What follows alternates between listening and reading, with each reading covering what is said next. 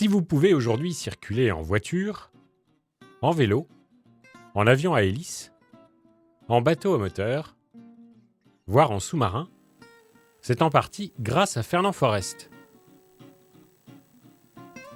Car ce génial inventeur, né en 1851, a consacré sa vie à élaborer des systèmes mécaniques. Le plus important d'entre eux est le moteur à 4 cylindres et 4 temps, qui équipe aujourd'hui encore les automobiles modernes. Depuis le 17 septembre, le musée d'histoire urbaine et sociale de Suresnes consacre une exposition passionnante à ce génie de la mécanique qui, malgré tout son talent, est aujourd'hui tombé dans l'oubli. Pourquoi avoir consacré une exposition à Fernand Forest? Pour deux raisons. La première, c'est que bien qu'originaire de Clermont-Ferrand, il a passé toute une partie de sa carrière à Suresnes, là où il a inventé des quantités d'éléments qui serviront à l'automobile. Et deuxième point, parce que Suresnes a été un des berceaux de la construction automobile, tout comme la boucle de la Seine.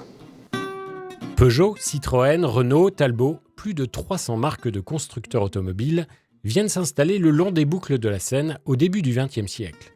Cette très forte implantation est l'objet de la 4e et dernière partie de l'exposition.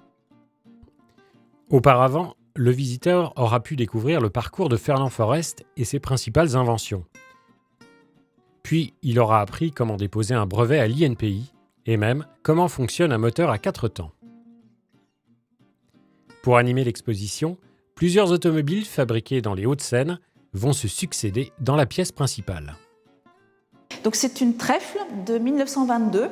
C'est une torpedo 2 places. Il y a aussi des modèles torpedo 3 places. Il y aura une deuxième voiture qui est la plus connue de chez Citroën, c'est la 2 chevaux. À partir du 24 novembre, nous aurons une 2 chevaux dans le musée. Et nous finirons l'exposition avec un troisième véhicule, qui était un véhicule construit à Suresnes même. C'est une Talbot Lago America.